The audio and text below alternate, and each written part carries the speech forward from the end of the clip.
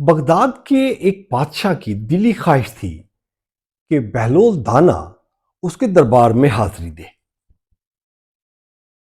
ये जो बादशाह लोग होते हैं ये भी बड़े बादशाह लोग ही होते हैं ना। जैसे हम यहाँ पे अक्सर लोगों को कहते हैं कि जब बात कोई समझ में ना आ रही हो तो हम उसको कहते हैं यार तू तो बड़ा बादशाह है यार, तुझे क्या मालूम, तू तो बादशाह है।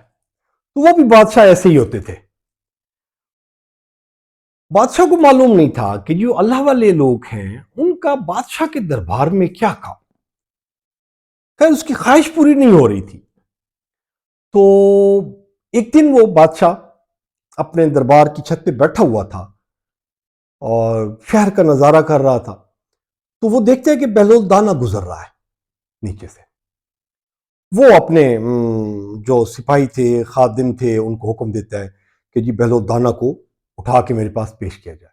वो उन्होंने रस्सी नीचे डाली, बहलोल दाना को उठा के उसको उस पे छत पे लेके गए तो बादशाह के सामने पेश कर दिया।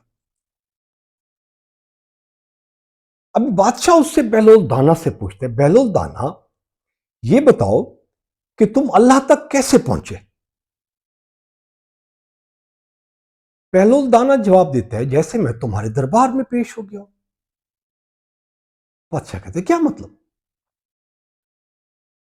कहते कि जी मैं अगर आपके दरबार में आना चाहूं तो मुझे बड़ी तैयारी करनी पड़ेगी, बड़े लोगों की मिन्नतें करनी पड़ेंगी, मुझे अच्छे कपड़े पहनने पड़ेंगे, खुशबू लगानी पड़ेगी, फिर मुझे दरबार से मिन्नत तरला करनी पड़ेगी, फिर आगे जाके दो तीन जगहों पे सिक्योरिटी क्लियरेंस, फिर जाके मुझे दरबार में हाजिरी होगी, फिर पता नहीं बात आप सुनते भी हैं कि मेरी के नहीं सुनते।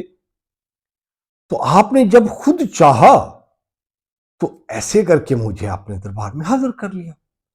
तो अल्लाह के दरबार में भी मेरी हाजिरी ऐसे ही हुई है कि जी जब अल्लाह सुब्हाना व तआला को अपने बंदे की कोई अदा पसंद आ जाती है तो लम्हों में वो कुर्ब की मनाजिल तय हो जाती हैं। जो बड़े बड़े आलिम आबिद जिसकी तमन्ना करते हैं और जो उसके लिए बैसे रश्क होता है।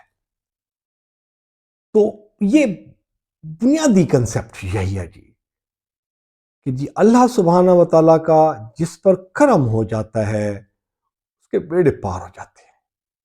ये इंसानी मनाजिल नहीं है कि जी वो तय कर सके, उसमें इतनी सकत नहीं है, उसका इतना लेवल नहीं है कि जी वो कहे कि जी मैं खुद मनाजिल तय करके तो अल्लाह तक पहुंच जाऊं।